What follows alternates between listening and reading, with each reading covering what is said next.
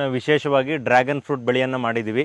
ಇದನ್ನ ನಾನು ಗುಜರಾತ್ಗೆ ಹೋಗಿ ಗುಜರಾತ್ ಅಲ್ಲಿ ವಿಯೆಟ್ನಾಂ ಸೈಂಟಿಸ್ಟ್ ಗಳ ಜೊತೆ ಯಾವ್ದನ್ನ ಹಾಕಿದ್ರೆ ಒಳ್ಳೇದು, ಒಂದು ಬಡ್ಡೆಗೆ 4 ಗಿಡಗಳನ್ನ ನಾಟಿ ಮಾಡ್ತಾರೆ. ಸೊ ನಾವು ಆ ರೀತಿ ಸಿಸ್ಟಮ್ ಅನ್ನ ಮಾಡಿಲ್ಲ. ಕಂಪ್ಲೀಟ್ಲಿ ನಮ್ದು ಡಿಫ್ರೆಂಟ್ ಇದೆ. ಅಂದ್ರೆ ಟ್ರೆಲಿ ಸಿಸ್ಟಮ್ ಅಂತ ಕರೀತಾರೆ. ರೈತರು ಕಡಿಮೆ ಜಾಗದಲ್ಲಿ ಅತಿ ಹೆಚ್ಚು ಆದಾಯವನ್ನ ಗಳಿಸಬೇಕು ಅನ್ನೋ ದೃಷ್ಟಿಯಿಂದ ಇದನ್ನ ಮ್ಯಾಕ್ಸಿಮಮ್ ಯುಟಿಲೈಸೇಷನ್ ಆಫ್ ಲ್ಯಾಂಡ್ ಅಂತ ಕರಿತೀವಿ. ರೈತರುಗಳು ಲೋಕಲ್ ವೆರೈಟಿ ಅಂತ ಹಾಕಕ್ ಹೋಗ್ಬಿಡಿ ಸರ್. ಇದು ಬಂದು ಸೈನಾ ಸೂಪರ್ ಹೈಬ್ರಿಡ್ ಅಂತ ನಮ್ದ್ರಲ್ಲಿ ಆಲ್ರೆಡಿ ಹಣ್ಣು ಸ್ಟಾರ್ಟ್ ಆಗಿದೆ. ಈಗ ಆಲ್ರೆಡಿ ನಾವು ಒಂದು 2 ಟನ್ ಹಣ್ಣನ್ನ ಕಟ್ ಮಾಡಿದೀವಿ. ಬೇರೆ ವೆರೈಟಿಗಳು ತಗೊಂಡ್ರೆ ಈಗ ಫ್ಲವರಿಂಗ್ ಆಗ್ತಿರುತ್ತೆ. ಅದರಲ್ಲಿ ನೋಡಿ ನಮ್ಗೆ ಯಾವುದೇ ರೀತಿ ರೋಗ ಇಲ್ಲ. ಅದನ್ನ ರಿಮೂವ್ ಮಾಡಿದಾಗ ಕ್ಲಿಯರ್ ಗ್ಯಾಪ್ ಕಾಣುತ್ತೆ ನೋಡಿ. ಇದೇನಾಗುತ್ತೆ ಫ್ರೂಟ್ ಆಗಿ ಕನ್ವರ್ಟ್ ಆಗುತ್ತೆ. ಸೊ ನಿಮಗೆ ಎಲ್ಲದಕ್ಕಿಂತ ನಂಬರ್ 1 ಕ್ವಾಲಿಟಿ ಮಾರ್ಕೆಟ್ ಅಲ್ಲಿ ಹೆಚ್ಚು ಇಳುವರಿ ಬರುತ್ತೆ. ಒಂದು ಎಕರೆಗೆ ಮಿನಿಮಮ್ ಅಂದ್ರೆ ನಾವು 20 ಟನ್ ಅವರೇಜ್ ಇಳುವರಿ ತೆಗಿಬಹುದು. ಮ್ಯಾಕ್ಸಿಮಮ್ ಬಂದು ನಿಮಗೆ 30 ರಿಂದ 40 ಟನ್ ವರೆಗೂ ರೀಚ್ ಆಗಿದೆ.